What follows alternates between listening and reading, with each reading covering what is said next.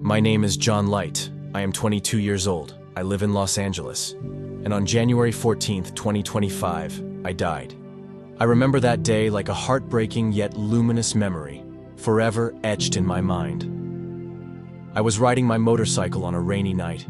The road was slippery, the air heavy with that cold dampness that clings to your skin. I was going fast, maybe too fast, careless, young, and invincible.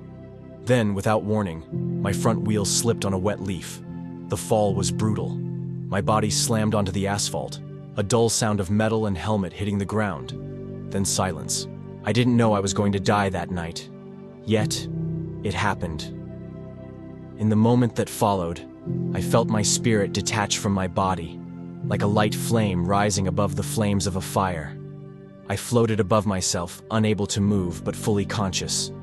The physical pain had vanished, replaced by a strange serenity. I heard everything. The panicked screams of bystanders, the sirens approaching, my mother's frantic voice calling my name. But I was no longer there, not really. I was just a wandering soul, suspended between two worlds. Then, in this almost supernatural silence, a light appeared. Not an ordinary light, but a living, intense glow, a pure brilliance that enveloped everything around me. That light was him. Jesus Christ. He was there, in all his divine glory, radiating a brilliance that surpassed 1,000 suns. His presence shone with infinite love, gentle and majestic power. His face, ineffably beautiful, illuminated by golden light, reflected the deepest peace and the most infinite compassion. His eyes, a luminous blue, seemed to see not only my body, but my soul, my thoughts, my flaws, and my hopes. He didn't look like any image I had ever seen in books or churches. No, he was alive, vibrant, more real than anything I had ever known. His voice, when he spoke, resonated within me like a heavenly song. "John," he said softly, with a tenderness that melted all my fears. "I have been waiting for you."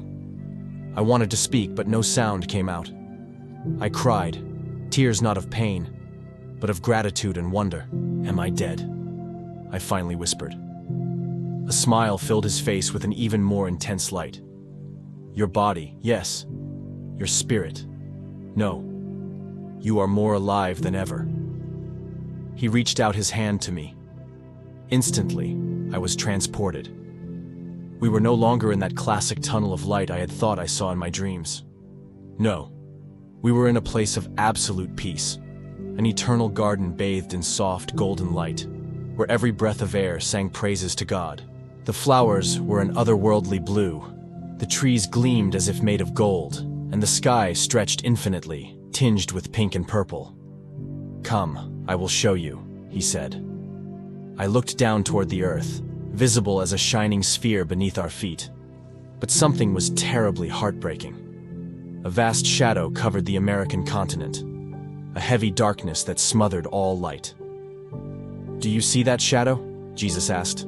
I nodded, fascinated and fearful. "It is fear, hatred, division." At the center of this shadow, a figure stood amidst an electrified crowd. It was a man, known by all, an iconic figure, Donald Trump. But it wasn't just him. He was the symbol of a troubled era, of a modern idolatry.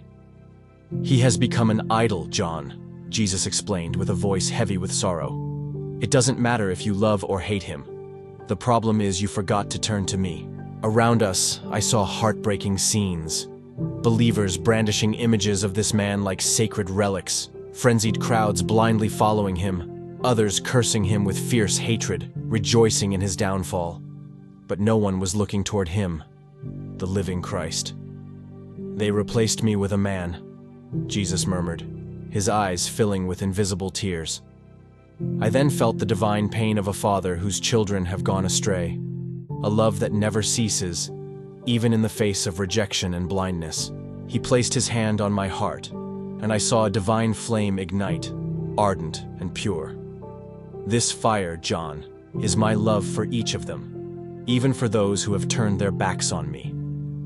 Then he showed me a possible future, a heartbreaking future, filled with conflicts, fractured cities, broken families, deserted churches.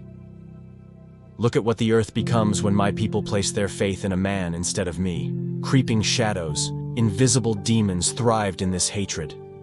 Idolatry is a poison that kills the soul. Then Jesus' voice became a powerful whisper. Jhon, the real battle is not against a man, but against the hatred and division that eat away at my people. He placed his hand on my shoulder, and a burning warmth engulfed me. Your role is to carry the light, to remind everyone that only I deserve their hearts. I lowered my eyes, ashamed. Me? Lord? I'm just a young man. How can I change this? His gaze pierced me, shining with an unheard of intensity. You are all I need. Your voice, your courage, your faith, even if it is weak, is enough. Then he showed me what a healed world would look like. A reconciled people. Outstretched hands, soothed hearts, refuges for the lost. When my people stop seeking who is right and begin loving those who need love, then my light will illuminate this world. I abruptly returned to my body, to the cries, to the pain. But my heart burned with a new mission, to spread this message of love, peace, and return to true faith. Since that day, I live for this. I stand firm, despite the storms, to say that Jesus Christ is the light in the darkness, that only He can heal broken hearts and break the chains of hatred. This is not a call to politics or hatred. It is a call to return to divine love, to humility, to peace. Because in the light of Jesus there is no division. There is only truth, justice, and mercy.